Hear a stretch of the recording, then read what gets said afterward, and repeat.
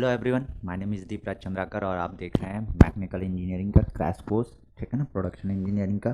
So last class तक जैसे मैंने आपसे बात किया था कि भाई आपका जो कास्टिंग है उस पर राइजर डिज़ाइन के बारे में मैंने आपसे बात किया था कि किस तरीके से होता है। साथ के साथ आपको सॉलिडिफिकेशन, एक्चुअली राइजर डिज़ाइन के बारे में बात नहीं किया था। मैं सिर्फ आपको बताया था कि राइजर होता है सिलेंड्रिकल, उसका शेप होता है। टॉप राइजर और साइड राइजर दो तरीके के राइजर होते हैं। उससे पहले मैंने आपको बताया था क्या, सॉलिडिफिकेशन टाइम के बारे में। तो आपका सॉलिडिफिकेशन टाइम के बारे में मैंने बताया था और साथ के साथ आपको ये चीज़ बताया था कि जो भी मतलब उस पर रिक्वायरमेंट था वो सारी चीज़ें मैंने एक्सप्लेन कर दी थी और बोला था कि question number 73 and 74 should be your homework. और आप होमवर्क, बहुत लोगों ने होमवर्क किया। ठीक है ना, ये अच्छी बात है। और देखते हैं भाई कितने लोगों के आंसर सही हैं। आपके आंसर सही होने पे बहुत अच्छी बात है, मतलब आप कमेंट कर कीजिए कि हाँ भाई आपके आंसर सही है। ठीक है। सो क्वेश्चन नंबर 73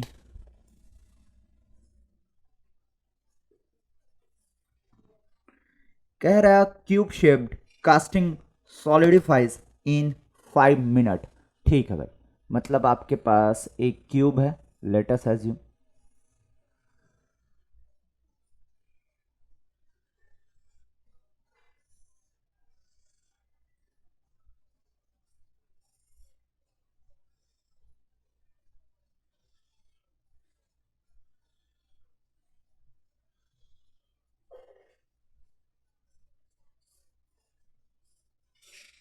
इसका साइड मैंने ए मान लिया, इसका साइड मैंने ए मान लिया। अब देखिए, ये जो क्यूब शेप्ड है, ये जो क्यूब शेप्ड है, ये सॉलिडिफाई होने में कितना टाइम ले रहा है? 5 मिनट, ये दे रखा है। ठीक है भाई, लेट अस अज्यूम ये पहला सिचुएशन है जिसमें ये टाइम ले रहा है TS1, solidification time is 5 minute. ठीक, ये दे रखा है। कह रहा है the solidification time in minute for a cube of same material which is 8 times heavier than original casting. ये ओरिजिनल कास्टिंग है, इससे 8 टाइम्स हैवियर कास्टिंग अगर करना है तो उसका सॉलिडिफिकेशन टाइम कितना होगा, ये सवाल में पूछ रखा है। लेट अस अज्यूम इसका मास अगर मैंने मान लिया एम, सो दूसरा कास्टिंग जो है, सेकेंड कास्टिंग जो है वो भी क्यूबिकल कास्टिंग है, वो भी क्यूबिकल कास्टिंग है। ऑब्वियसली सेम मटेरियल का है, 8 टाइम्स हैवियर है, इससे 8 टाइम्स हैवियर है।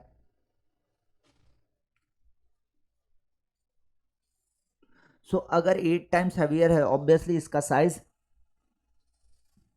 वो वाले कास्टिंग के साइज से बड़ा होगा। कितना बड़ा होगा we don't know right now, but इसका साइज बड़ा होगा, इतना कंफर्म है। लेट अस अज्यूम इसका जो साइड आ रहा है वो A डैश आ रहा है और इसका मास कितना दे रखा है?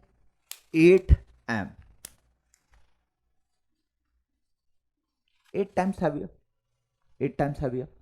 नाउ माय डियर, अगर मैंने बोला जिस मटेरियल का कास्टिंग करने जा रहे हैं उस मटेरियल का आपका डेंसिटी है रो।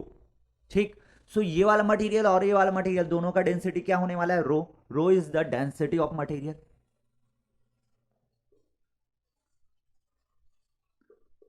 Density of material. ठीक, आपका डेंसिटी ऑफ मटेरियल है। It means that if it is volume V, so M equal to, मैं कह सकता हूं rho into V, where V is the volume of this casting. And इसका volume अगर निकालना रहेगा तो वॉल्यूम इक्वल टू, आप बोलेंगे direct sir A cube, cube है तो सो इसका वॉल्यूम इस तरीके से निकाल सकते हो। अगर मैं बात करूं यहां पे 8m, लेट अस एज्यूम इसका वॉल्यूम है वो है V dash, and V dash equal to A dash cube हो जाएगा। सो इसका 8m, मतलब डेंसिटी तो चेंज नहीं हो रहा है, वॉल्यूम चेंज हो रहा है। डेंसिटी चेंज नहीं हुआ, वॉल्यूम चेंज हुआ। So density into volume, V dash new volume जो भी आ रहा हो। So this will be the what, mass 8m, 8m इसका होगा। So m equal to, already we know that, just balance कर दिया भाई। 8m, अगर 8m equal to rho V dash आया और V डैश इक्वल टू क्या है? A डैश क्यूब है। सो 8m, m की वैल्यू कितनी होगी? रो इंटू V की वैल्यू कितनी है? A cube. ये देखिए रो भी 8m, m की बस वैल्यू रख रहा हूं, 8 तो वहीं का वहीं है, ठीक, equal to rho A dash cube. So density density cancel हो गया, ठीक। सो यहां से अगर मैं बात करूं तो ए डैश इक्वल टू आपका आ गया 2a, ए डैश और ए में रिलेशन मिल गया, मतलब आपका जो एम मास का क्यूब था उसका साइड और जो 8m मास का क्यूब है उसके साइड के बीच में रिलेशन मिल गया, रिलेशन मिल गया। नाउ माय डियर, आपको सॉलिडिफिकेशन टाइम निकालना है इसका। लेट अस अज्यूम इसका सॉलिडिफिकेशन टाइम है TS2, TS2। दोनों का मटेरियल सेम है, अगर दोनों का मटेरियल सेम है तो आपका जो सॉलिडिफिकेशन फैक्टर है beta, that will be the same, that will be, because that depends on the what material of the casting। दोनों का मटेरियल सेम है, so solidification factor will be same। so we have what TS equal to beta v volume divided by surface area whole square, इस तरीके से था। so अगर मैं TS2 और TS1 का रेशियो निकालना चाहूं तो ये लिख सकता हूं मैं volume divided by surface area whole square for the 2 and volume divided by surface area for the 1। लिख सकता हूं, लिख सकता हूं, बिल्कुल बिल्कुल लिख सकते हैं सर। अब देखिए, अगर मैं इसमें volume divided by surface area करूंगा, इसमें volume divided by surface area करूंगा, सो इसका क्या हो जाएगा, that is your A/6 cube है भाई, ऑलरेडी लास्ट क्लास में बता रखा हूं, A/6, इसका हो गया आपका A क्यूब, इसका हो गया 6A स्क्वायर, तो बचा क्या A/6। अगर इसमें volume divided by surface area किया तो इस पे भी आपका A dash divided by 6, A dash cube divided by 6A dash square, so वहां से आपका बच जाएगा A/6। सो ये रिलेशन मिल गया, ये रिलेशन मिल गया दोनों का। सो पुट कर दो भाई, पुट कर दो। यहां पे TS2 divided by TS1 equal to volume divided by surface area, तो volume divided by surface area आपका क्या होने वाला है, ये 2 का है, मतलब ये वाला A/6 होल स्क्वायर, ये 1 का है, that is your A/6 whole square. So यार 6 और 6 तो दोनों से आपका कैंसिल हो जाएगा, ठीक है सर, ये और ये कैंसिल हो गया, बचा क्या A'/A² और A' और A में रिलेशन है क्या, बिल्कुल है सर, मतलब ये हो जाएगा 2A divided by A whole square. So आपका A और A कैंसिल हो जाएगा, बच गया 2 स्क्वायर, मतलब आपका यहां पे आ जाएगा 4 और TS2 मुझे निकालना है TS2, सो TS2 TS1 इधर जाके मल्टीप्लाई हो जाएगा, और TS1 दे रखा है क्या, क्वेश्चन में दे रखा है, सो TS2 आपका दे रखा है 5 TS1, तो ये हो जाएगा 20 minute will be the answer. 20 minute, minute में ही दिया था, यस, और मिनट में ही पूछ रहा है, ठीक है। So 20 minute should be the answer, 20 minute should be the answer.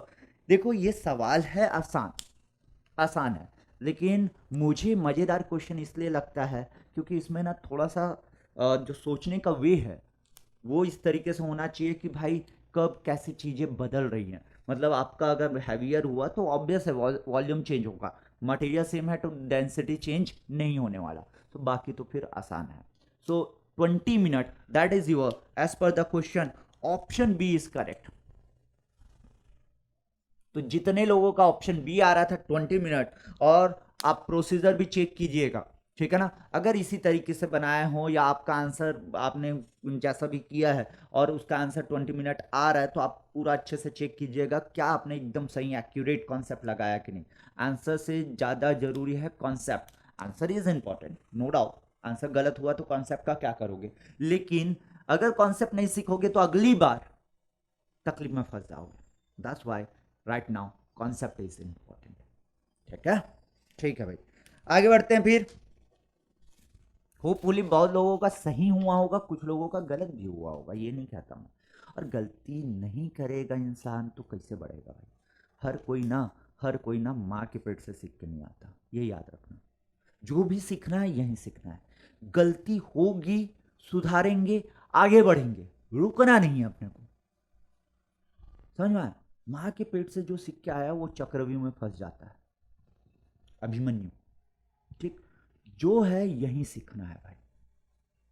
तो इसीलिए अपने को मेहनत करना है, अपनी गलतियों को सुधारना है। ठीक है, आगे बढ़ते हैं।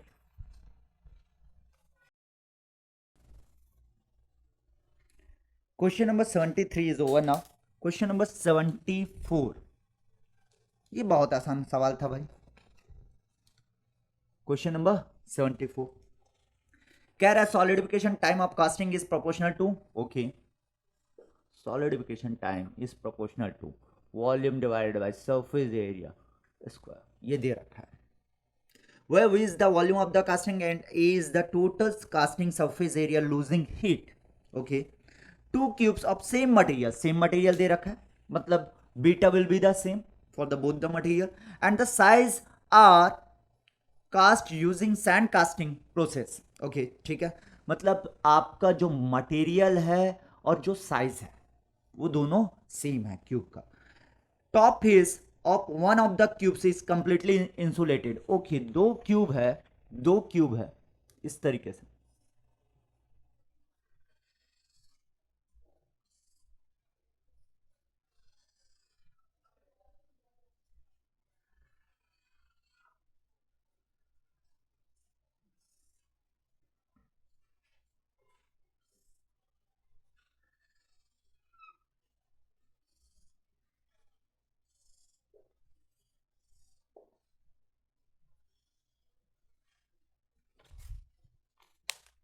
इस तरीके से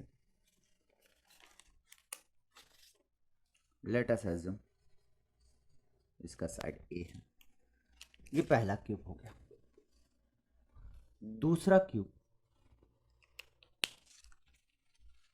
भी सेम साइज का है,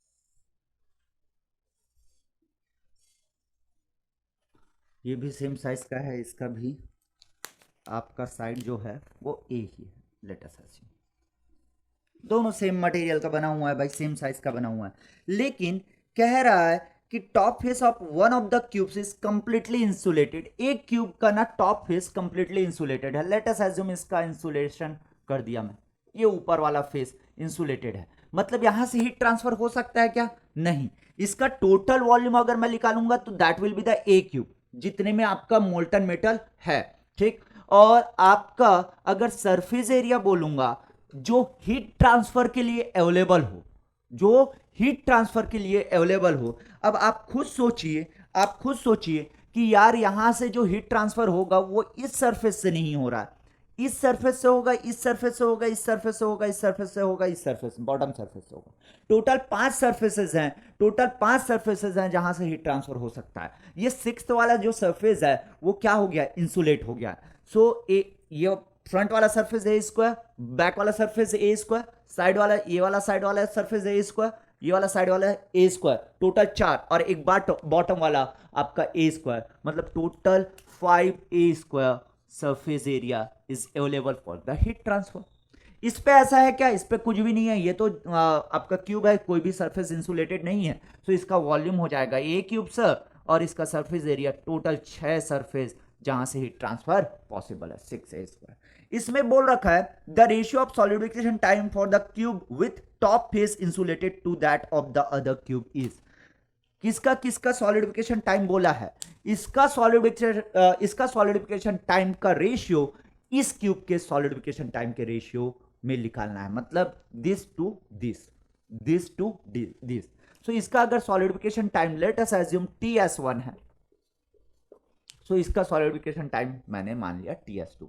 सो आपको रेशियो निकालना है TS1 to the TS2 and it will be equal to, beta beta cancel हो गया, volume divided by surface area.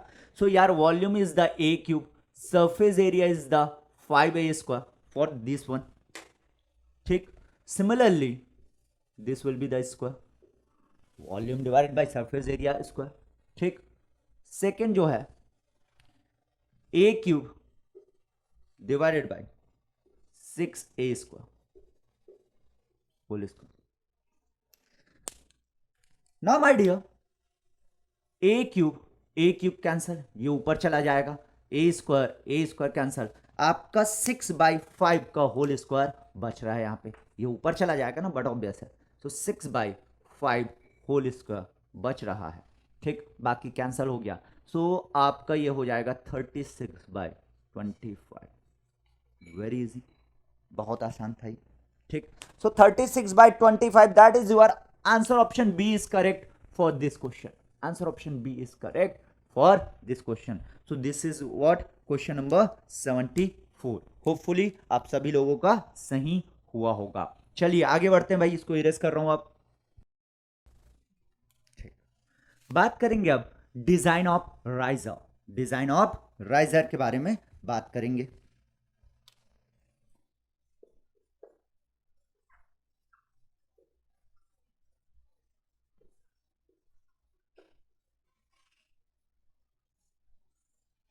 देखो यार, जो डिजाइन ऑफ राइजर है ना, देयर आर 4 मेथड जो हम पढ़ने वाले हैं, है ना, राइजर डिजाइन के लिए, और चारों मेथड से ना आपकी जो राइजर के डिजाइन, मतलब जो डायमेंशंस होने वाले हैं, वो अलग अलग मिलेंगे। मतलब आपका जब भी सवाल आएगा राइजर डिजाइन का, तो वो ना मेथड मेंशन रहेगा कि इस मेथड से बनाओ, तभी तो आंसर आपका एक्यूरेट, मतलब जो वो चाहते हैं वो आंसर आप दे पाएंगे। सो 4 मेथड के बारे में मैं बात करूंगा और चारों से अलग अलग आंसर आएंगे, तो वो क्वेश्चन में मेंशन रहेगा कि कौन सा मेथड, और कई जगह जो चीजें मैं जो बताऊंगा वहां पे मैं बताते जाऊंगा कि यहाँ पे हो सकता है अलग डेटा दे या और कुछ भी दे। सो वो बहुत ध्यान से आपको सुनना रहेगा, वो बहुत ध्यान से आपको सुनना रहेगा। देखिए भाई, अगर मैं राइजर डिजाइन में बोलूं तो number 1 general method,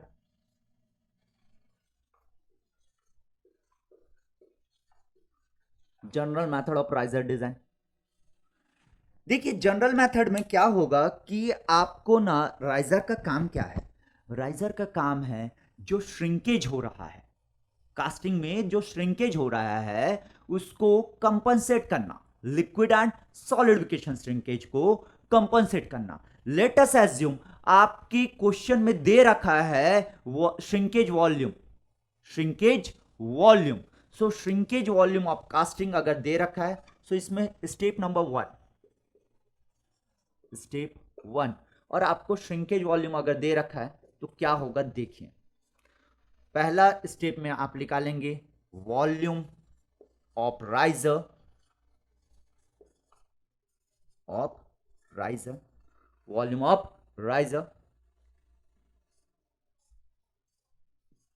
equal to shrinkage volume, और shrinkage volume of casting, casting जो श्रिंकेज वॉल्यूम दिया रहेगा, है ना, वो उससे 3 या 4 जो भी है, एक टर्म इन जनरल अगर कुछ भी नहीं दिया है तो हम 3 लेते हैं। अगर हम गेट एग्जाम की बात कर रहे हैं, गेट एग्जाम की बात कर रहे हैं, गारंटी है वो दिया रहेगा, वो यहाँ पे 3 मल्टीप्लाई करना है या 4 मल्टीप्लाई करना है। This is a constant which is taking consider of heat transfer, मतलब आप एक कांस्टेंट से मल्टीप्लाई कर रहे हो, एक्चुअली आप क्या कर रहे हो कि आपका एक कास्टिंग है, एक कास्टिंग में ना जो श्रिंकेज, जितना अमाउंट ऑफ श्रिंक हो रहा है, वॉल्यूम जितना अमाउंट ऑफ श्रिंक हो रहा है, उसका 3 टाइम्स या 4 टाइम्स, मतलब एक कांस्टेंट से मल्टीप्लाई करके उतना वॉल्यूम ऑफ राइजर मैं कंसिडर करूंगा। So this is the factor, और constant, constant this is constant which consider heat transfer factor।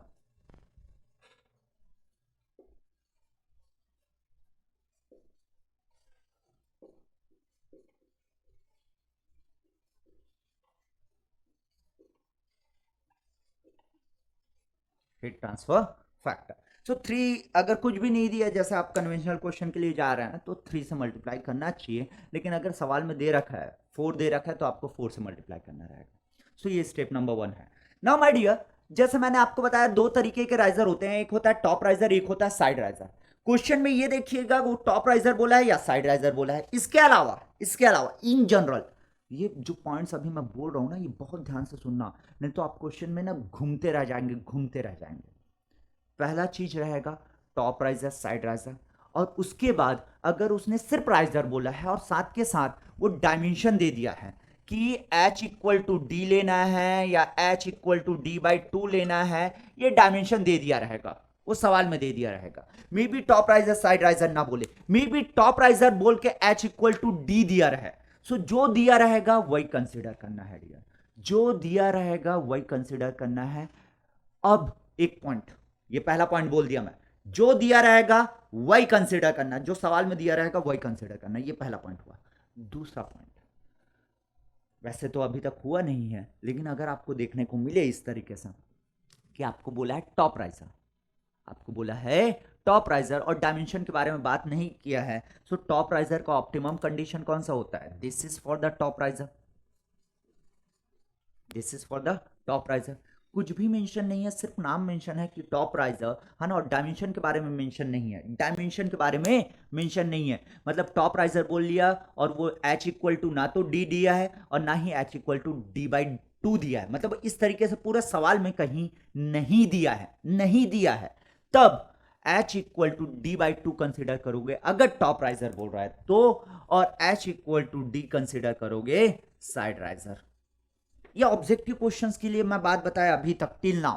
पहला क्या बोला कि सवाल में मेंशन रहेगा कि वो टॉप राइजर है साइड राइजर है, या मेंशन रहे साथ के साथ टॉप राइजर के साथ साथ even though h equal to D दिया है, तो आप ये नहीं लड़ते बैठे रहोगे कि सर टॉप राइजर में तो h equal to D by 2 होता है, जो दिया है वही मेंशन करना। भाई मेरी मर्जी, मैं टॉप राइजर बनाना चाह रहा हूं, ये तो ऑप्टिमम कंडीशन है, लेकिन मैं चाहता हूं h इक्वल टू डी हो टॉप राइजर में। कुछ कर पाओगे? नहीं कर पाओगे ना, नहीं कर पाओगे। सो h इक्वल टू डी अगर दिया है टॉप राइजर बोल के भी, सो आपको top riser h equal to D consider करना रहेगा उस समय। ठीक, पहला पॉइंट ये मैं बोला कि क्वेश्चन में जैसा दिया है वैसे ही आंख बंद करके आपको फॉलो करना रहेगा। ठीक, टॉप राइजर दिया है और h इक्वल टू डी दिया है तब भी कंसिडर करना है। टॉप साइड राइजर आप बोल के आपको h equal to D by 2 दिया है तब भी आपको कंसिडर करके चलना है। लेकिन कुछ भी नहीं दिया है, सिर्फ नाम मेंशन किया गया है ना, कि साइड है या टॉप है, सो ये कंडीशन आपको फॉलो करना रहेगा। ठीक, और इसके अलावा ऐसा है कि आपको ना राइजर के बारे में कोई जानकारी ही नहीं दिया है, सो फिजिबल कौन सा होता है? Top riser. So top riser should be consider that time. Clear है बात? ठीक, आगे बढ़ता हूं। सो यहां से आप क्या करेंगे, ये देखिए ये श्रिंकेज वॉल्यूम दिया रहेगा, उसको 3 से मल्टीप्लाई कर दूंगा, और मतलब 3 या 4 जो भी दिया है क्वेश्चन में उससे मल्टीप्लाई कर दूंगा, और आपका वॉल्यूम ऑफ राइजर निकल आएगा। That is your pi by 4 D square into H. h की वैल्यू अगर h इक्वल टू डी दिए रखा होगा क्वेश्चन में तो h equal to D put कर देना, h equal to D by 2 दे रखा होगा तो h equal to D by 2 put कर देना, और यहां से आपका 3 into percentage of shrinkage volume, this is actually percentage में दिया रहता है ना, ये परसेंटेज में दिया रहेगा, बट ऑब्वियस है। So percentage of shrinkage volume आप यहां पे मल्टीप्लाई कर देंगे।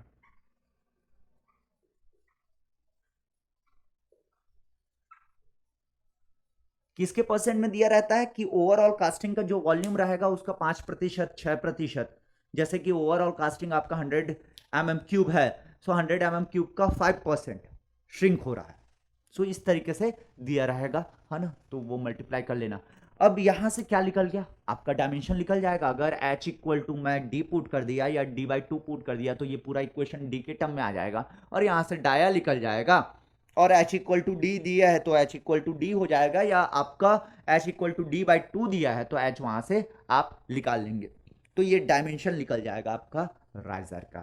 ठीक, ऑब्जेक्टिव क्वेश्चन जब भी आएगा आपको पहला स्टेप फॉलो करना है, उसके बाद ऑप्शन देखना है। पहला स्टेप फॉलो करके आपको ऑप्शन देखना है। इसका सेकंड स्टेप बहुत इंपॉर्टेंट है एक्चुअली, लेकिन सेकेंड स्टेप ना ऑब्जेक्टिव क्वेश्चन में फॉलो करने के लिए नहीं बोला जाता, टिल नाउ तो नहीं बोला गया है। कन्वेंशनल क्वेश्चन में सेकंड स्टेप, या मैं बोलूं इस मेथड का सेकंड स्टेप तो आपको फॉलो करना चाहिए। मतलब अगर न्यूमेरिकल आंसर टाइप आ रहा है तो मुझे लगता है कि आपको फॉलो करना चाहिए। क्यों? क्योंकि सेकंड स्टेप ही बताएगा कि जो आपने डिजाइन किया है वो सही है कि नहीं। सेकंड स्टेप क्या होता है? फिजिबिलिटी चेक करता है। फिजिबिलिटी चेक कर रहे हैं, अब फिजिबिलिटी चेक। फिजिबिलिटी चेक कैसे करेंगे? फिजिबिलिटी चेक कैसे करेंगे भाई? आपको पता है surface area by volume that is your cooling characteristic. So cooling characteristic of riser कम होना चाहिए किससे?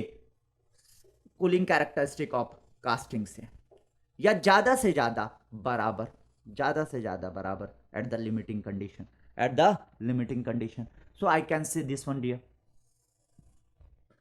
सो जब इसको चेक करेंगे, इसको चेक करेंगे तो surface area by volume of the riser should be less than और equal to surface area volume of the casting. ये अगर आप चेक करेंगे और नहीं आ रहा है, मतलब इसका वैल्यू ज्यादा आ रहा है इससे, सो बट ऑब्वियस है अगर ये वाला वैल्यू राइजर का कूलिंग कैरेक्टरिस्टिक ज्यादा आ गया कास्टिंग के कूलिंग कैरेक्टरिस्टिक से, तो बट ऑब्वियस है ये फिजिबल नहीं है। उसका मतलब क्या होगा? फिजिबल क्यों नहीं है?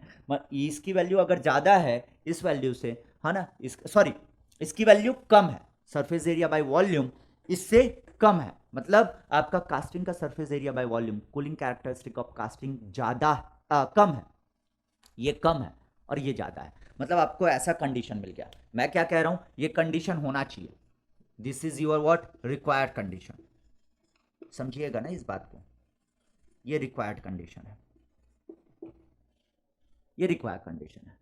लेकिन आप जब निकालने गए तो आपको मिला surface area by volume of the riser is greater than surface area by volume of the casting. Obvious है यार, दिस इज नॉट फिजिबल, ये फिजिबल नहीं है, ये फिजिबल नहीं है। अगर ऐसा आया तो ये फिजिबल नहीं है। इसका मतलब क्या हुआ कि आपका राइजर पहले सॉलिडिफाई हो जाएगा कास्टिंग से। सो यार श्रिंकेज वॉल्यूम जो था, मतलब जो कंपनसेट कर रहा था राइजर, वो तो कर ही नहीं पाएगा, तकलीफ हो गया। सो दैट्स वाई ना ये आपका फिजिबल नहीं होगा, और उस पर्टिकुलर टाइम पे आपको ये फॉलो करना पड़ेगा। Surface area by volume of the riser should be equal to, limiting condition design के लिए मैंने लिमिटिंग कंडीशन ले लिया, surface area by volume of the casting. ये करके, है ना, इसका सरफेस एरिया और वॉल्यूम पता रहेगा। इसका अगर आपका सिलेंड्रिकल कास्टिंग है तो आपको पता है चाहे एच इक्वल टू डी हो या H equal to D by two हो, सरफेस एरिया बाय वॉल्यूम क्या आ रहा था? 6/d आ रहा था राइजर का। तो 6/d इक्वल टू वो जो भी होगा, है ना, वो कर सकते हैं। मतलब आपको निकालना रहेगा, एक्चुअली 6/d हमेशा जरूरी नहीं है ना, वो दिया रहेगा कि किस तरीके से है।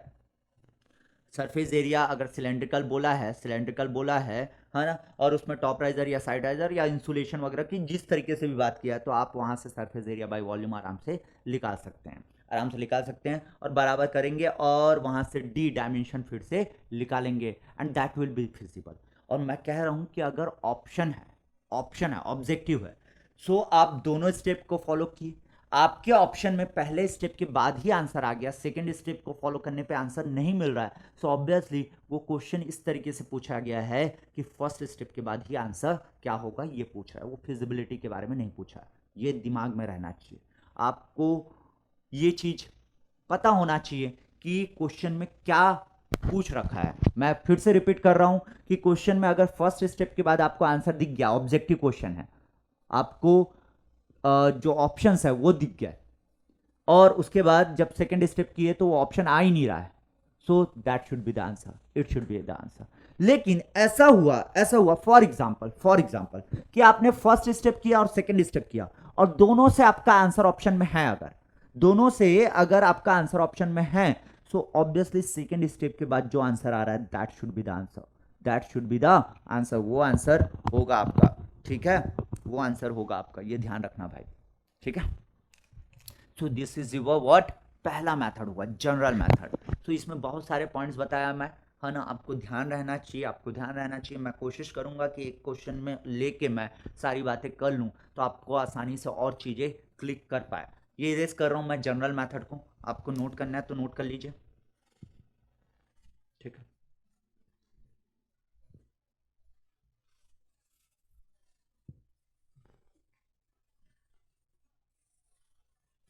Second one is Keynes method.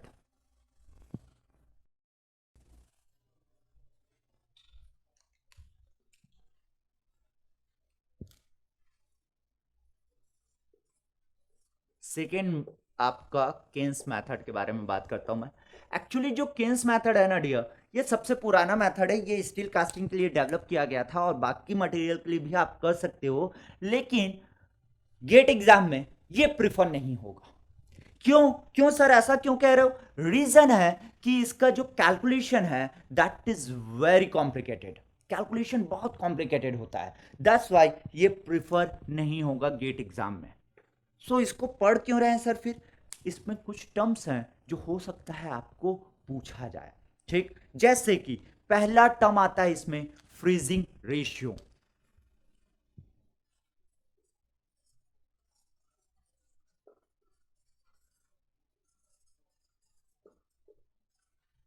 Freezing ratio is the ratio of cooling characteristic of the casting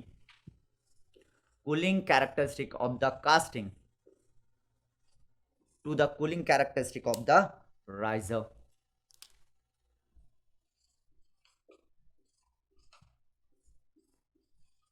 सो यार कूलिंग कैरेक्टरिस्टिक ऑफ राइजर क्या होना चाहिए? कम होना चाहिए इससे। सो ऑब्वियस है जो फ्रीजिंग रेशियो होता है उसका वैल्यू या तो 1 होगा या तो 1 से ज्यादा होगा, ये ध्यान रखना है ना। तो इसको ये फॉर्मूला याद रखने के लिए, फ्रीजिंग रेशियो को याद रखने के लिए ये पता होना चाहिए कि ये कम होना चाहिए, सॉरी ये ज्यादा होना चाहिए। कास्टिंग का कूलिंग कैरेक्टरिस्टिक क्या होना चाहिए? ज्यादा होना चाहिए, ये कम होना चाहिए। अभी थोड़ी देर पहले तो और डिस्कशन किए थे हम लोग। सो ये ज्यादा होगा ये कम होगा, तो बट ऑब्वियस है it will be greater than 1। तो अब याद रह जाएगा ग्रेटर देन 1 और इक्वल टू 1 से कम नहीं होगा। सो ये जो फ्रीजिंग रेशियो है ना, इसको रेसिप्रोकल में भी लिखा जा सकता है। इस तरीके से लिखा जा सकता है भाई, volume divided by surface area of the riser to the volume divided by surface area of the casting.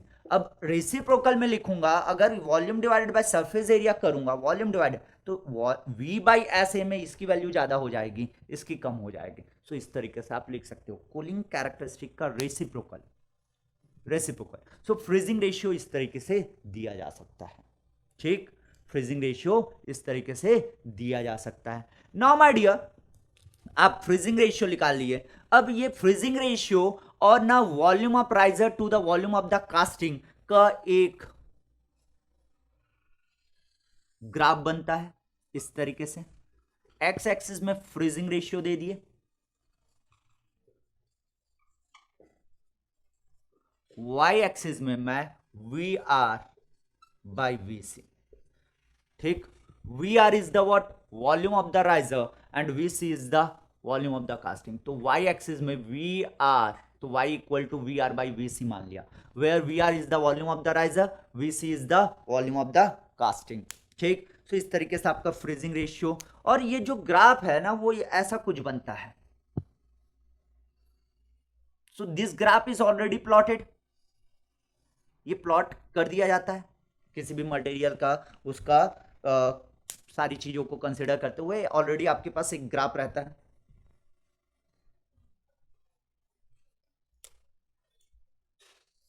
ऐसा कुछ, ठीक? इसमें ना इस ग्राफ में आपका ये जो लाइन है ये लिमिटिंग लाइन है, ये लिमिटिंग लाइन है। मतलब इसके इस पार आपको दिखेंगे गुड कास्टिंग, अच्छा कास्टिंग। मतलब आप जो राइजर डिजाइन कर रहे हो वो काम का है भाई, अच्छा कास्टिंग क्रिएट करेगा बिना डिफेक्ट, बिना कैविटी के, ठीक? अगर वो इस साइड आया, इस साइड, इस लाइन के इस साइड आया, मतलब अगर आपने कोई डिजाइन किया इस फ्रीजिंग रेशियो में, इस फ्रीजिंग रेशियो में ऐसा वी आर बाई वी सी यहां पे मिल रहा है, सो वो कर्व के इस साइड आया, मतलब ये आपका डिफेक्टिव कास्टिंग देने वाला है। ये क्या देने वाला है? डिफेक्टिव कास्टिंग देने वाला है, डिफेक्टिव कास्टिंग। सो इसका जो रिलेशन है वो इस तरीके से दिया गया है। अगर मैंने फ्रीजिंग रेशियो को एक्स एक्सिस में दिखाया तो इसको एक्स मान लिया और y equal to V R by V C मान लिया। सो यार एक रिलेशन होता है freezing ratio equal to X equal to A divided by Y minus B plus सी।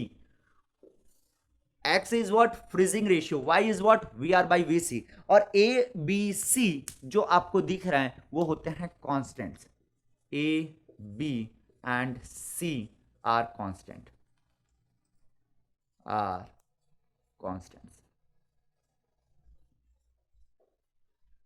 आपके ए बी और सी आपके कॉन्स्टेंट्स हैं। अगर मैं कहूं A equal to, in general अगर देखोगे तो आपका 0.1 दिया जाता है for the steel, B equal to 0.03 and C equal to 1।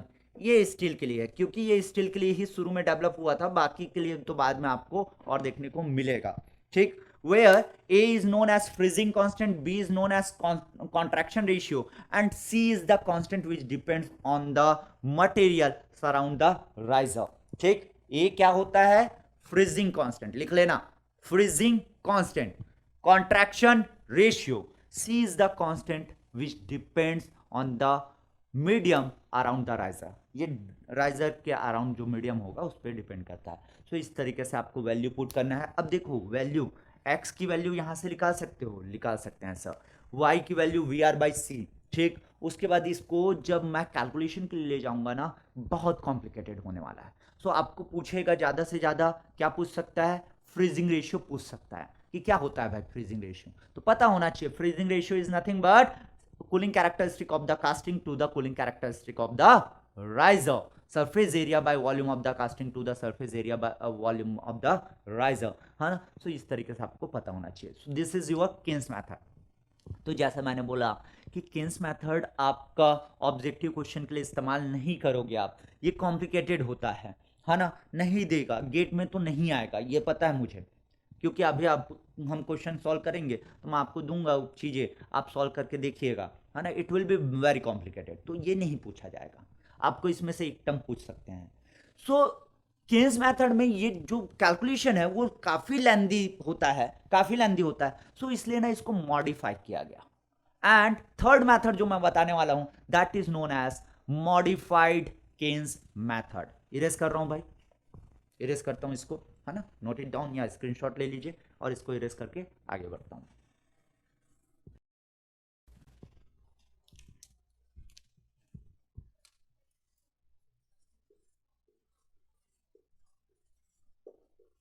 Modified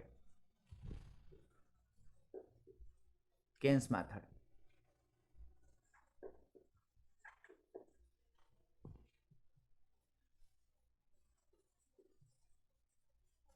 इसी को ना मॉडिफाइड किन्स मेथड को नेवल रिसर्च लेबोरेटरी मेथड भी कहा जाता है। Naval research laboratory method, NRLM। ठीक, इस पे ना एक टर्म डेवलप किया गया that is known as shape factor,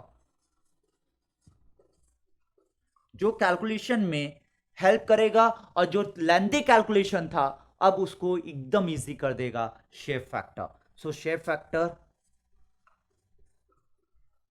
equal to आपका होता है L plus W/T, where L is the length of the casting, W is the width of the casting, and T is the thickness of the casting. L is considered as length of casting,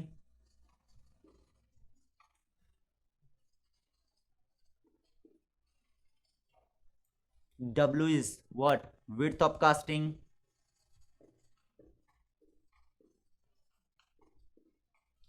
and T is the thickness of the casting.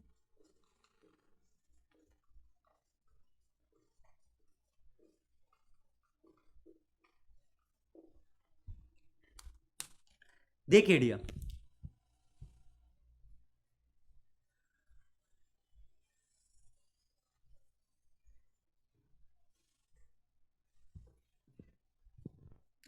ये जो है ना, ये आपका उसी तरीके से एक ग्राफ बनाएगा। एक्स एक्सिस में उसमें फ्रीजिंग रेशियो था किन्स मेथड में, इसमें एक्स एक्सिस में हो जाता है shape factor, shape factor. Y axis में जो था वही रहेगा VR/VC, और इसका जो ग्राफ होगा वो भी लगभग सेम उसी तरीके से ऐसा कुछ बनने वाला है। मतलब इधर आपका गुड कास्टिंग है, ये आपका गुड कास्टिंग देगा, इधर ये लिमिटिंग लाइन हो गया, इधर आपका बैड कास्टिंग है और डिफेक्टिव कास्टिंग।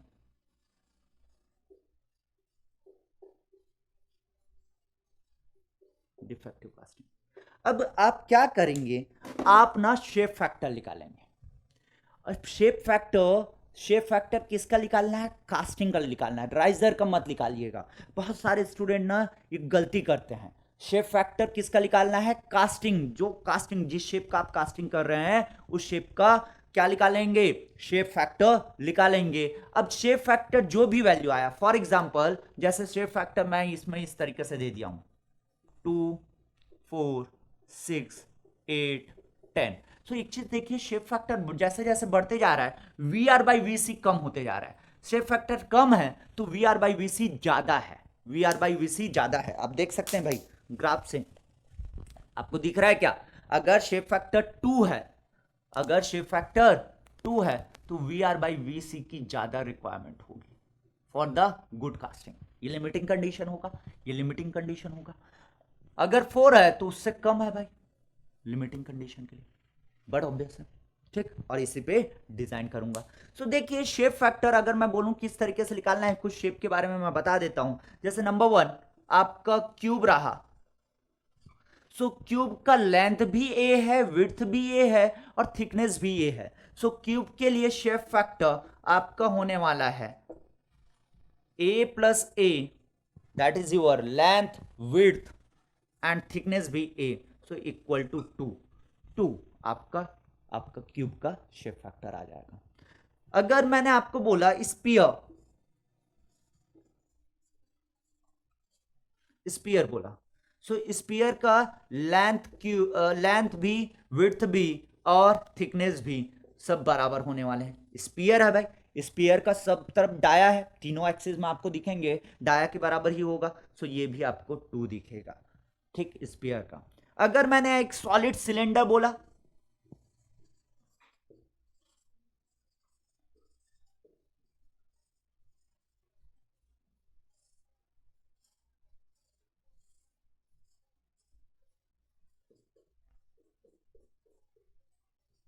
ये हो गया एल और ये हो गया डी। ठीक, सो इसका शेप फैक्टर क्या हो जाएगा यार, length L plus width D के बराबर, और इसका थिकनेस भी डी के बराबर होगा, इसका थिकनेस भी आपका डी के बराबर होने वाला है। ठीक, सो दिस इज योर व्हाट, ये सॉलिड था भाई, ये सॉलिड सिलेंडर था। सिमिलरली अगर मैं बोलूं आपको एक रेक्टेंगल स्लैब, मतलब एक स्लैब का बोल रहा हूं, स्लैब मतलब कैसा हो जाएगा, इस तरीके से कुछ,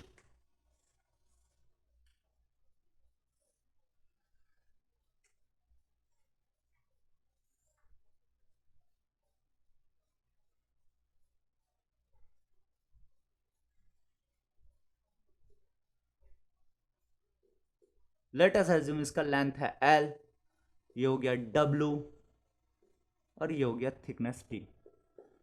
सो वही हो जाएगा इसका शेप फैक्टर, इसका शेप फैक्टर रेक्टेंगल का shape factor L plus W by T, L plus W by T. So rectangle का भी शेप फैक्टर आप निकाल सकते हैं। देखिए टिल नाउ जैसे मैंने आपको बता दिया शेप फैक्टर जो भी आएगा, हाँ ना, वो वैल्यू वहां पे अपन देखेंगे। और इसका ना इन जनरल चार्ट दिया रहता है, आपको एक चार्ट दिया रहेगा इस तरीके से, एक चार्ट दिया रहेगा ऐसा कि भाई आपका जो शेप फैक्टर है और जो वी आर बाई वी सी है वो क्या होगा। अगर शेप फैक्टर 2 है तो वी आर बाई वी सी जैसे 1 हो गया, आपका 4 है तो जैसे ये 0.75 हो गया, अगर आपका 6 है तो ये 0.55 हो गया। ठीक, अगर 8 है तो 0.5 हो गया।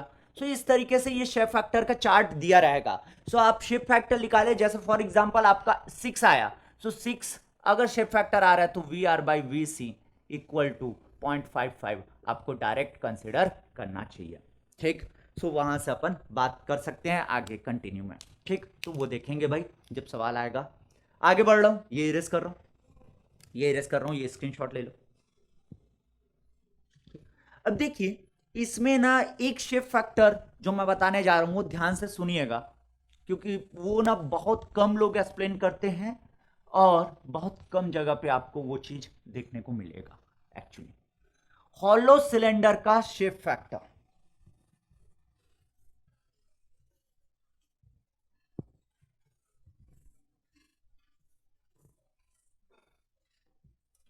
Shape factor for the hollow cylinder, hollow cylinder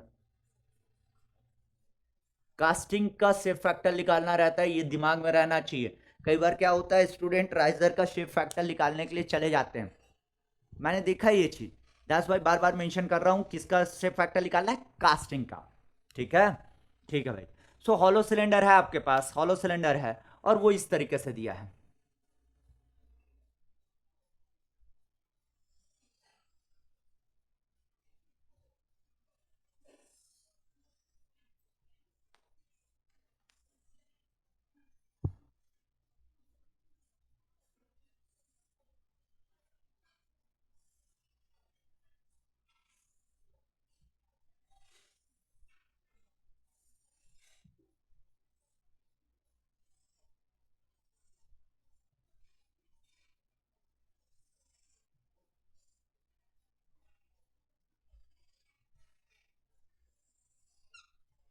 वो इस तरीके से कुछ दिया है, इसको जानबूझ के इधर मैंने आपको दिखाया है कि हॉलो सिलेंडर में आपको यहाँ पे मैं ताकि बता सकूं कि this is your inner dia और ये आपका आउटर डाया होगा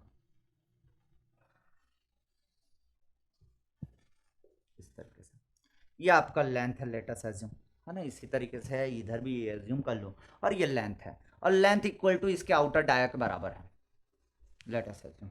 सो यार आपका ना ये हॉलो सिलेंडर है, मतलब ये वाला पोर्शन बस रहेगा, बाकी सेंटर का पोर्शन तो कैसा है, खाली है। सेंटर का पोर्शन कैसा है, खाली है। ये वाला पोर्शन में बस आपका मटेरियल रहेगा, ये तो हॉलो रहेगा, ये तो हॉलो रहेगा।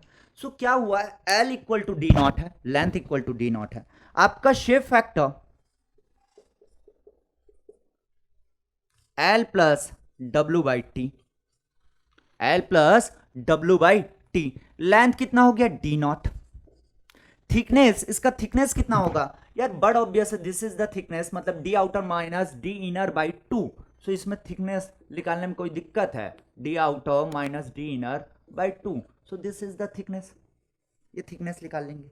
लेकिन जो विड्थ है उसको कैसे निकालेंगे, सो अभी ना डी नॉट प्लस विड्थ लिख दिया हूं बस, और ये हो जाएगा thickness D outer minus D inner by to. Width नहीं पता, विड्थ निकालना है। सो विड्थ कैसे निकालेंगे, देखिए क्या करो, इस सिलेंडर को ना काट दो, मतलब आपके पास एक हॉलो सिलेंडर है, ये देखिए, ये इस तरीके से हॉलो सिलेंडर है, ये थिकनेस था, ये पूरा लेंथ हो गया, ये थिकनेस था, ये लेंथ हो गया। थिकनेस क्या हो गया, D naught minus D I by two, outer dia minus inner dia by two, ये थिकनेस निकल गया। ठीक है सर, ये थिकनेस निकल गया, ये लेंथ भी दे रखा है, ठीक है सर। अब विड्थ के लिए मैं कह रहा हूं इसको काट दो, जैसे ही इसको काट के मैं ऐसा रखूंगा, सो आपको क्या दिखेगा पता है, काट के जब ऐसा रखूंगा ना, काट के जब ऐसा रखूंगा तो आपको यहाँ पे कैसे दिखेगा मैं बता रहा हूँ।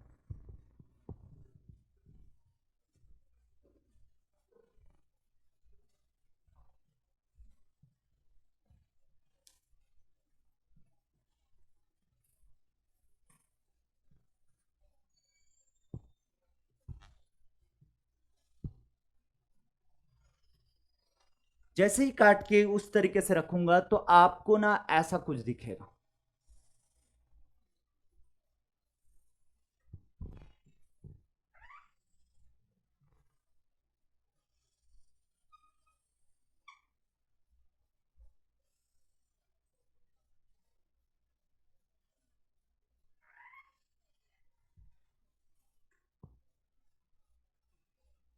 ऐसा कुछ दिखेगा।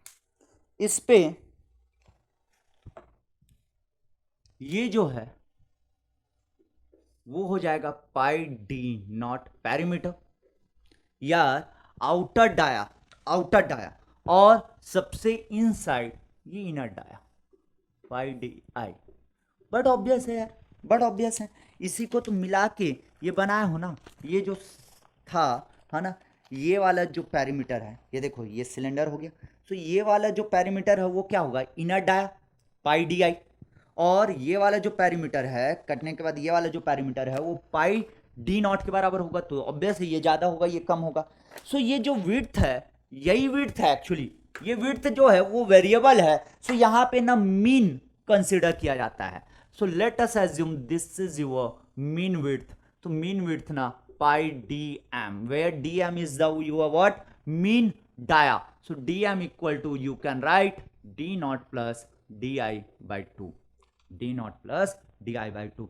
सो अब ये मेरा मीन डाया हो गया। So width equal to pi D M, width equal to pi D M मिल गया।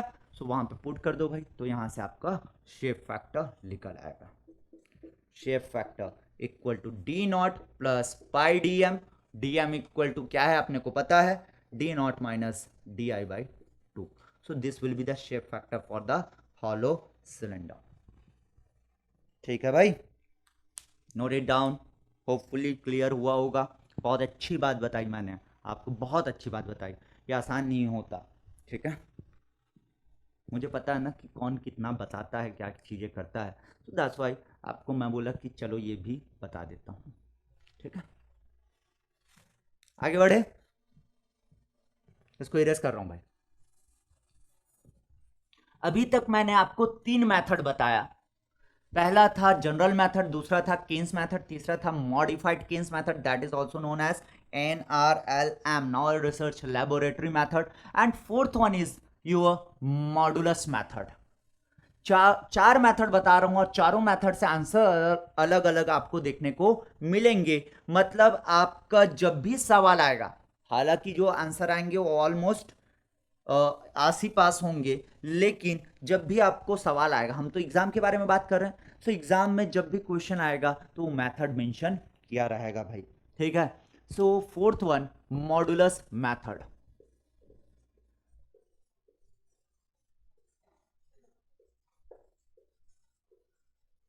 Modulus method, let us assume modulus को एम से अगर शो कर रहा हूं, एम से अगर शो कर रहा हूं, so modulus of riser M R, या मॉडुलस क्या होता है वो पहले देखते हैं।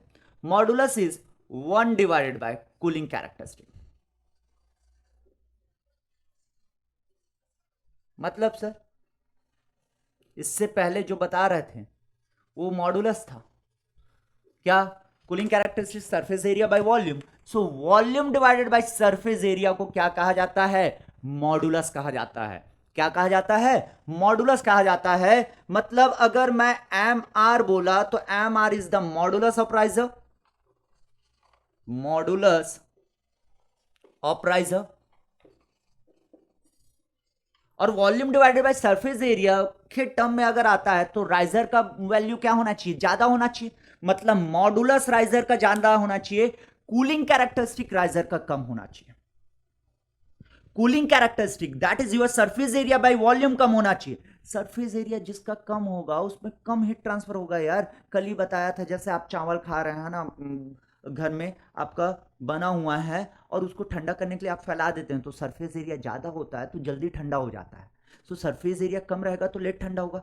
और राइजर का अपना एम है कि वो लेट ठंडा हो, जल्दी सॉलिडिफाई ना हो, ठीक। सो सरफेस एरिया बाय वॉल्यूम अगर होगा तो सरफेस एरिया किसका कम होगा, राइजर का। So surface area by volume में उसका कम होता है, लेकिन उसका reciprocal volume by surface area obvious है राइजर का ज़्यादा होगा, ठीक है। So modulus of riser M R मान लिया, MC is the modulus of casting.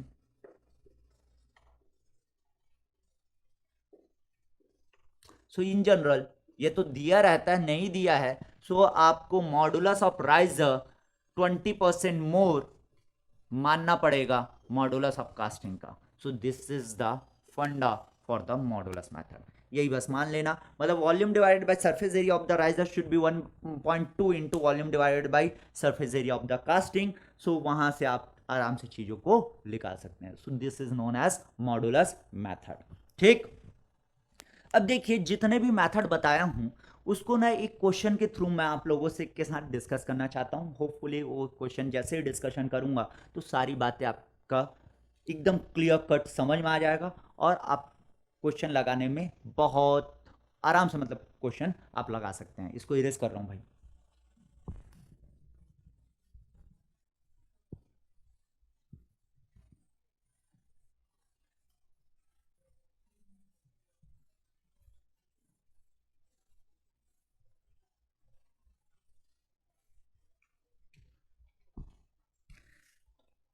Design a riser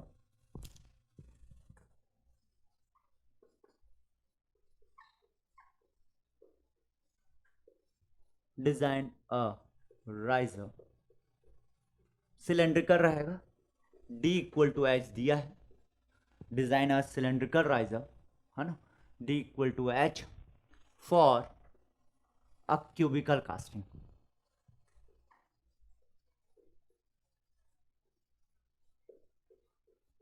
offside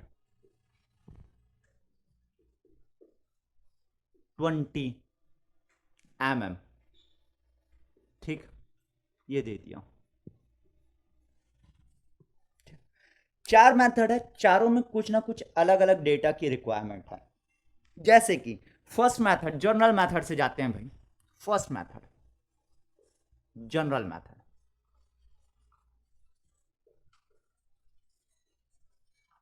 इसमें लेट अस एज्यूम मैंने दे दिया 6% श्रिंकेज वॉल्यूम। 6% आपका क्या है, श्रिंकेज वॉल्यूम है, ये मैंने दे दिया आपको। ठीक, 6% श्रिंकेज वॉल्यूम आपको दे दिया। ठीक है भाई। सो देखिए जनरल मेथड से अगर मैं सॉल्व करने जा रहा हूं राइजर को तो क्या होगा, आपका वॉल्यूम ऑफ कास्टिंग कितना है, VC volume of casting is A cube, मतलब 20 क्यूब, क्यूबिकल कास्टिंग बोला है ना भाई, क्यूबिकल कास्टिंग बोला है। सो A क्यूब आपका कास्टिंग का वॉल्यूम ये दे देगा, ये कास्टिंग का वॉल्यूम दे देगा 8000 mm क्यूब। ये किसका वॉल्यूम आया, कास्टिंग का। सो राइजर का वॉल्यूम क्या होना चाहिए, राइजर का वॉल्यूम यहां पे अभी मैंने मल्टीप्लिकेशन फैक्टर दिया है क्या आपको, 3 है या 4 है, ऐसा कुछ बोला है, नहीं बोला है, मतलब मैं क्या कंसीडर करके चलूंगा, 3 कंसीडर करूंगा। So volume of the riser will be 3 into percentage of shrinkage volume, यही था। So volume of riser 3 into percentage कितना, इसका 6%। So 6/100 into 8000। So this will be the volume of the riser my dear.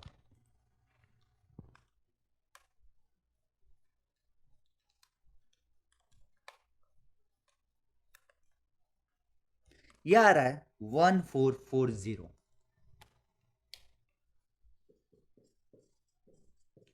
mm cube. क्या हुआ, ये volume of riser हुआ।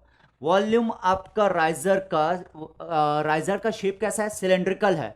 सो that is your VR equal to π/4 D square into H equal to 1440। और यहां से अगर मैं बोलूं π/4 D स्क्वायर, D क्यूब हो जाएगा बिकॉज D इक्वल टू क्या है, H है। सो 1440। सो यार यहां से जब इसको कैलकुलेट करूंगा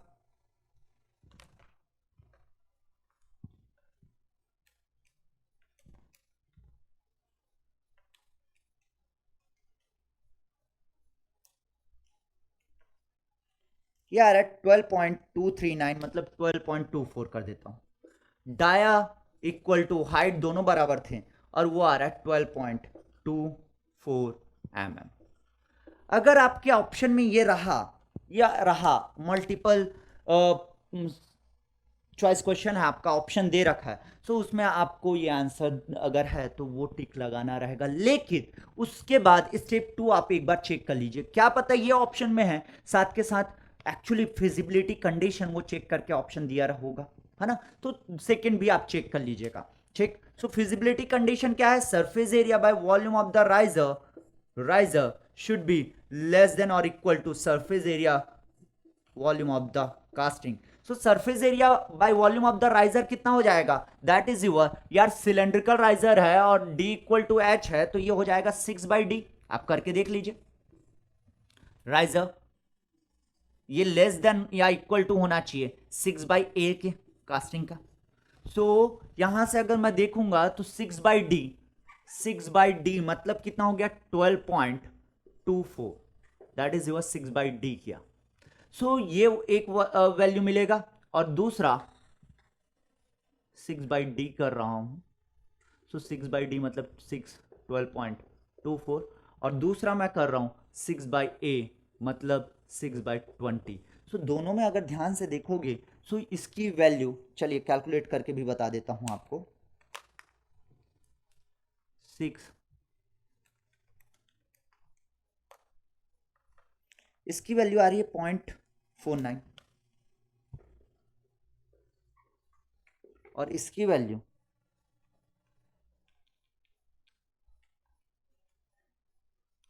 0.3। सो यार अभी ना राइजर, ये क्या था, ये कास्टिंग का था, ये राइजर का था, ये कास्टिंग का है, ये राइजर का है, ठीक। सो राइजर का जो सरफेस एरिया बाय वॉल्यूम है, कूलिंग कैरेक्टरिस्टिक है, वो ज्यादा है, मतलब जल्दी सॉलिडिफाई हो जाएगा, ये जल्दी सॉलिडिफाई होगा, means not feasible, not feasible, feasible नहीं है।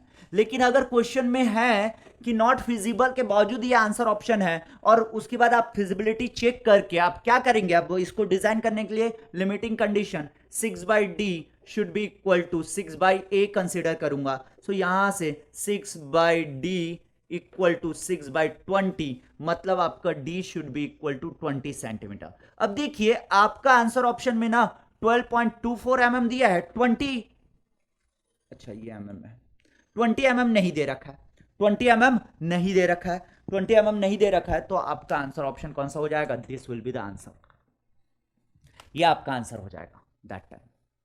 लेकिन अगर 20 दे रखा है और ये भी दे रखा है तो that should B the answer. Numerical answer type के लिए मैं रिफर करूंगा वो, भाई फिजिबिलिटी आपको चेक करना चाहिए ना, करेक्ट आंसर आपको देना चाहिए, ठीक है, समझ में आ रही बात। आप हमेशा क्वेश्चन किस तरीके से पूछा है ये दिमाग में, आप गेट एग्जाम फाइट कर रहे हो, ये आलतू फालतू एग्जाम नहीं है, याद रखना। मतलब यार ये होते हैं इंडिया के बेस्ट माइंड को सिलेक्ट करने का प्रोसीजर, ठीक है।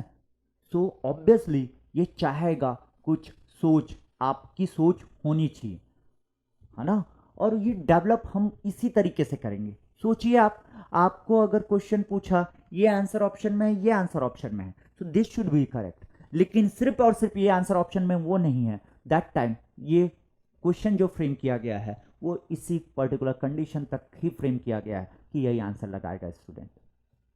क्लियर है ये बात, ठीक।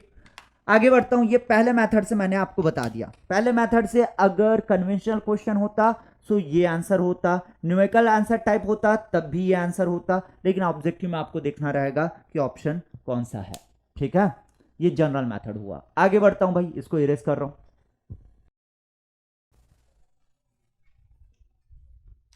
Second, Keynes method.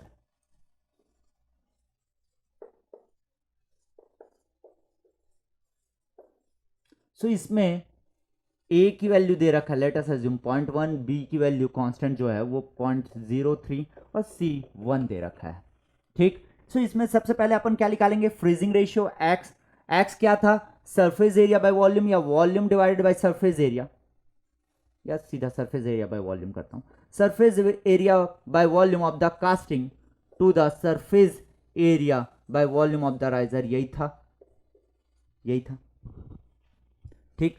अगर surface area by volume of the casting करूंगा तो कितना आ रहा था ये 6/a, 6/a हो जाएगा ना, a cube 6a² divided by a cube, so 6/a ये हो जाएगा, divided by surface area by volume, जब d इक्वल टू h है सिलेंड्रिकल राइजर, तो उस समय भी आपको मिल जाएगा 6/d। सो यहां से आपका x इक्वल टू मैं कह सकता हूं, ऊपर चला गया d और 6 कैंसर, सो d/a और a की वैल्यू है 20 mm, a की वैल्यू दे रखा है 20 mm। सो ये आपका फ्रीजिंग रेशियो निकला, freezing ratio. Now my dear, आपका x equal to A divided by Y minus B plus C, ये इक्वेशन लगाऊंगा तो ये हो जाएगा d बाई 20। ठीक है सर, कोई दिक्कत नहीं है।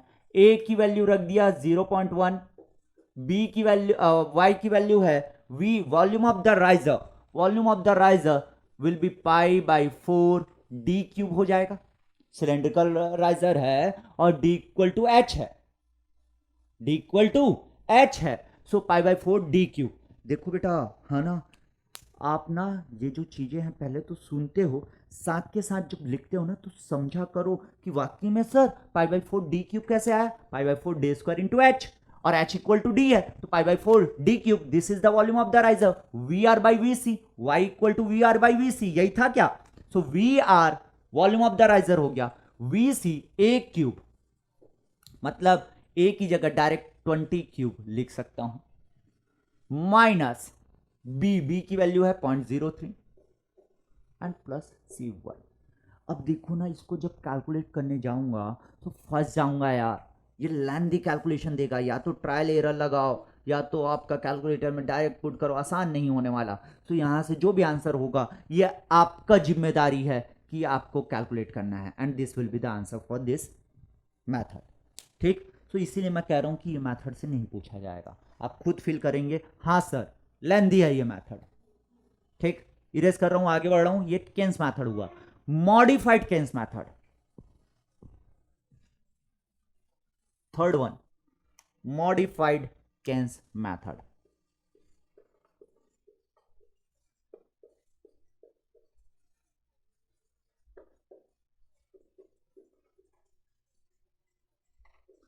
या इसी को NRLM बोलते हैं।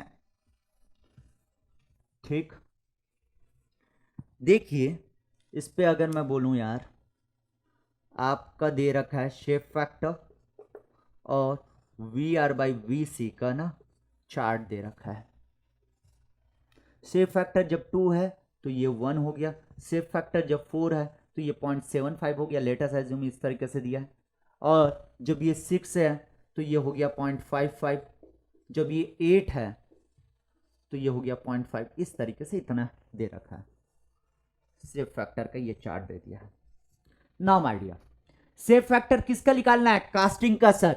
कैसा कास्टिंग है, cubical casting sir. So shape factor will be 20 plus L plus W by T, L plus W by T, 20 plus 20 plus 20 plus 20 divided by 20, that should be equal to 2। So यार 2 पे आपका shape factor 2 अगर shape factor है तो V R by V सी क्या मिला, 1 मिला, we R by V सी 1 मिला। अब देखिएगा मॉडिफाइड केन्स मेथड से कैलकुलेशन कितना आसान हो गया। मुझे लगता है अभी तक बहुत लोग अटके होंगे इसका आंसर निकालने में केन्स मेथड से, क्योंकि आसान नहीं है ना कैलकुलेशन, पहले ही बोला हूं मैं। ठीक है, सो शेप फैक्टर आपका 2 आया और उस 2 पे वी आर बाई वी सी कितना है, 1 है, 1 है सर, 1 है। ठीक है भाई, so volume of the riser will be what, pi by 4 D cube हो जाएगा, pi by 4 D square into D, so pi by 4 D cube हो जाएगा।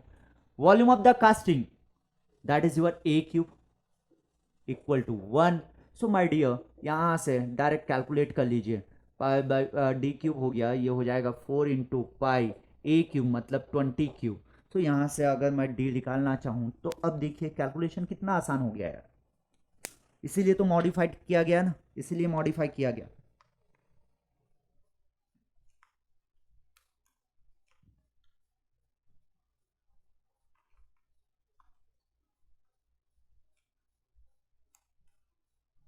Twenty 21.67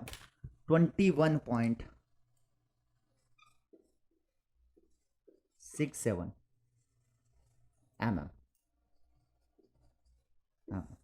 So this will be the die of the riser and the same will be the height.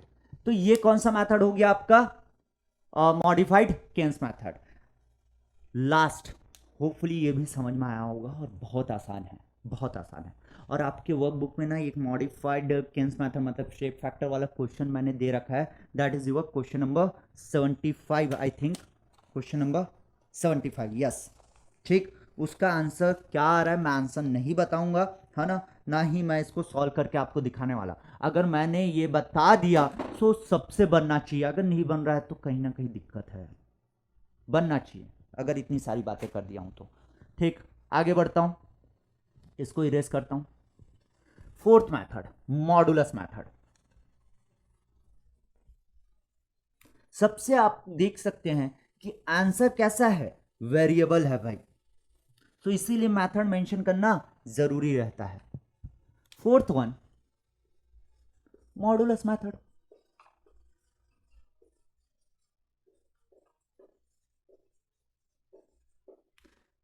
M R equal to 1.2 MC। यहां से अगर मैं बात करूं तो ये volume divided by surface area in case of riser, and ये होगा 1.2 volume divided by surface area in case of casting sir, in case of casting.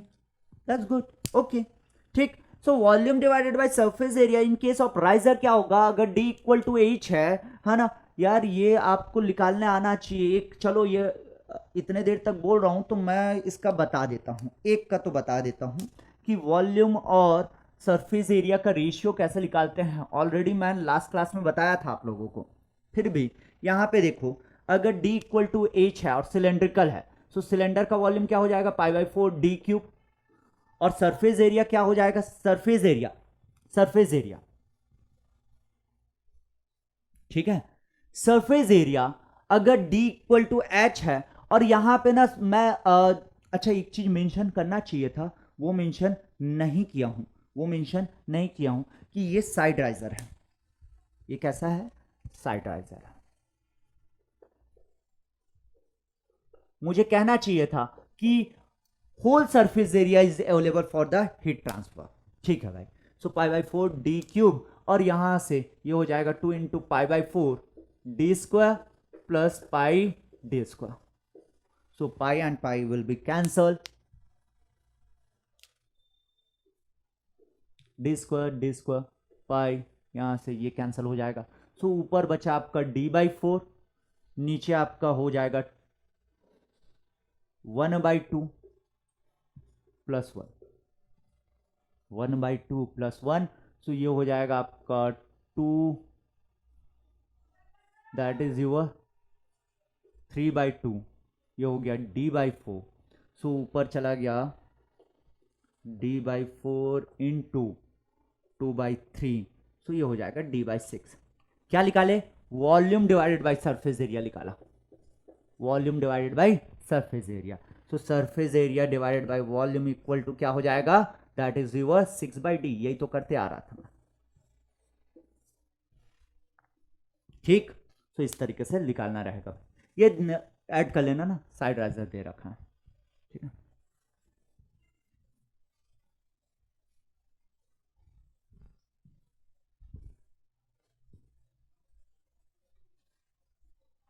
अब देखिए, अगर volume divided by surface area of the riser, we know that how much, that is your D/6। Volume divided by surface area is D/6, surface area by volume is the 6/D, इसका reciprocal होगा। तो D/6 आया 1.2, और cube का क्या आता है, A/6, A/6, A³ divided by 6A², तो A/6 आ जाएगा। तो यहां से आपका ये हो जाएगा D/6, ठीक है सर, कोई दिक्कत नहीं है। 1.2, A की वैल्यू कितनी है 20 divided by 6, so D 1.2 into 6 into 20/6, सो यहाँ से D की वैल्यू निकल आएगी। तो ये भी सबसे आसान में से एक है भाई, आसान मेथड था ये भी। 1.2 इंटू 24 आना चाहिए, 24 mm will be the answer, 24 mm will be the answer. So इस तरीके से आप राइजर डिजाइन कर सकते हैं, ठीक। सो होपफुली सारी चीजें क्लियर हुई है ना, और ये चीजें आप कैरी करके प्रीवियस ईयर लगाइए भाई, प्रीवियस ईयर लगाना ज़रूरी है। और जो आपको लगता है थ्योरेटिकल क्वेश्चन वो पढ़िए, उसका आंसर सॉल्यूशन जो है ना, वो कॉपी में लिखते जाइए। सो आपका थ्योरी भी तैयार हो जाएगा, न्यूमेरिकल तो पूरा हो रहा होगा, नो डाउट। ठीक, सो टिल नाउ हम कास्टिंग में राइजर डिज़ाइन के बारे में बात कर लिया, कास्टिंग के में ऑलमोस्ट मैं सारी चीज़ों के बारे में बात कर लिया जो कास्टिंग से रिलेटेड था। अब देखिए मेरा ना एक सवाल था आप लोगों से, ये तो हो गया, ये हो गया, नोट कर लिए होंगे, स्क्रीनशॉट ले लीजिए, स्क्रीनशॉट ले लीजिए। ठीक, एक रिक्वेस्ट था, जैसे ये वीडियो आपको आज रात 9 बजे मिलेगा, कल सुबह 9 बजे तक, मतलब मैं 1 अक्टूबर सुबह 9 बजे तक, मॉर्निंग 9 बजे तक मैं कमेंट्स चेक करूंगा, जिसमें मैं ये पूछना चाह रहा हूं कि जो मेट्रोलॉजी और जो एडवांस मशीनिंग है उसके ऑलरेडी लाइव क्लास मैंने कंडक्ट किए थे, और वही क्लास मैं चाहता हूं आपको दूं। तो अब ये आपकी चॉइस है, मैं बहुमत पे जाऊंगा। कितने लोग मेरे साथ चल रहे हैं, मतलब कह रहे हैं कि सर वो जो पहले लाइव क्लास लिए थे वही आप दे दीजिए, क्योंकि उसमें कंटेंट पूरा है, but it will take time ना। अगर मैं बोलूं तो ऑलमोस्ट मेट्रोलॉजी और सीएनसी का तो एक ही लेक्चर है, सीधा 5 घंटे का, सीएनसी एडवांस मशीनिंग का सीधा 5 घंटे का एक ही लेक्चर है, मजा आने वाला है वो लेक्चर, लेकिन वो लाइव क्लास का है, तो उसमें बीच बीच में मैं चैट भी किया हूँ, है ना, मतलब स्टूडेंट्स जब आ रहे थे तो उनसे बातें भी किया हूँ, थोड़ी सी डांट फटकार भी पड़ी है, मजेदार बातें भी हैं। सो ठीक है, वो जितना भी होगा जैसा भी होगा वो देखने को मिलेगा, कुछ कुछ चीजें उसमें। लेकिन इंपॉर्टेंट ये है कि आपकी रजामंदी, आप क्या चाहते हो कि वो वीडियो मैं ला के डालूं, वही वाला वीडियो मैं यहाँ पे करूं, कि नया शूट करूं, है ना। सो अगर न्यू चाहिए तो भी बता दीजिएगा, नया में क्या करूंगा, मैं वही हाई यील्ड पॉइंट, उसमें सिर्फ हाई यील्ड पॉइंट के बारे में बात नहीं किया हूं ना, मेट्रोलॉजी का आप देखेंगे मेट्रोलॉजी बहुत ज्यादा है, मेट्रोलॉजी के टोटल 7 लेक्चर हैं, ऑलमोस्ट 14 आवर्स, है ना। थोड़ा सा आपको उस समय फास्ट फॉरवर्ड करके देखना पड़ेगा वो वाले जो लेक्चर्स रहेंगे, क्योंकि उसमें टाइम ज़्यादा लगने वाला है, और साथ के साथ लाइव क्लास है तो थोड़ा सा चैट वाली बातें हैं, और वैसे ही 5 घंटा लगभग आपका सीएनसी है। सो 14+5 मतलब 19 आवर्स लगभग उस पर जाने वाले वो 2 चैप्टर में, लेकिन वो जो 19 आवर्स है उसमें ऑलमोस्ट सारा कंटेंट है भाई। अभी मैं अगर क्रैश कोर्स के लिए वो शूट करूंगा तो हाई यील्ड पॉइंट कंसिडर करूंगा। तो ये आपके ऊपर है, अगर मैं कल सुबह 9 बजे तक के कमेंट कंसिडर करूंगा और बहुमत पे देश चलती है, तो जिधर भी बहुमत होगा, आप चाहते हैं सर पुराना वाला वीडियो का ही लिंक यहाँ पे शेयर कीजिए, मतलब वही वाला वीडियो अपलोड कराइए, जो भी एडिटिंग रिक्वायर्ड होगा वो एडिटिंग करके, या आप नया शूट कीजिए, मैं दोनों के लिए रेडी हूँ। इतने दिन तक मैं करते आया हूं, आप लोग मेरे साथ चलते आए हो, है ना। उस पे ना वो जो है उस पे होमवर्क, ऑब्वियसली ये होमवर्क के बारे में बात नहीं किया हूं, लेकिन अगर वो वीडियो अपलोड होता है, अगर वो वीडियो के लिए हाँ बोलते हो आप, सो उस पर मैं बहुत सारे क्वेश्चन कराया हूं, बहुत वैरायटी के क्वेश्चन कराया हूं, तो वो सारे क्वेश्चंस ना आपको इसमें देखने को मिलेंगे, एक दो नए क्वेश्चन भी देखने को मिलेंगे, तो वो पूरा आपको अटेम्प्ट करना है, मतलब क्वेश्चन नंबर 76 से क्वेश्चन नंबर 93 तक आपका होमवर्क रहेगा, है ना, अगर वो वीडियोस फॉलो करोगे तो। So that depends on you guys कि आप क्या कहते हैं, तो प्लीज कमेंट, है ना, कमेंट कीजिए, और मैं दोनों के लिए रेडी हूं। बस मैंने आपको बता दिया कि उसमें पूरा कंटेंट आपको, जैसे मेट्रोलॉजी के लिए आप वरीड थे, बिल्कुल भी वरी करने की जरूरत नहीं है, आई एम टेलिंग यू, और वो पता चल जाएगा कि मेट्रोलॉजी में कितना कंटेंट वो मैं प्रोवाइड करता हूँ, ठीक है ना, बाकी किसी जगह नहीं मिलेगा यार, दैट्स चैलेंज, है ना, मुझे पता है ना कौन कितना पढ़ाता है, ठीक है। सो वो चीज़ें आपको वहाँ पे देखने को मिलेगी। सो आप प्लीज़ कमेंट कीजिएगा, आप बताइएगा, मैं कल सुबह 9 बजे तक का इंतज़ार करूँगा, ठीक है ना, और उसी के हिसाब से आगे कंटिन्यू करूँगा। सो आज के लिए thank you so much dear, है ना, एंड इसी तरीके से अपन चलते रहेंगे। बस ये है कि लगे रहो, जान लगाओ ना, थोड़ा सा लगाओ, जब तक आप इनपुट नहीं दोगे, प्रॉपर इनपुट नहीं दोगे, जान नहीं लगाओगे, तब तक रिटर्न वैसा नहीं आएगा। और मुझे लगता है बहुत सारे लोग टिल ना, हम लोग 5 तारीख से शुरू किए थे, ऑलमोस्ट 25 दिन ना, टिल ना जान तो लगा दिए हैं, ठीक, आगे भी ये कंटिन्यू रहे, इस ड्यूरेशन में कंटिन्यू रहे, तो फिर देखिए रिजल्ट क्या होता है, ठीक है। So thank you so much dear, love you all.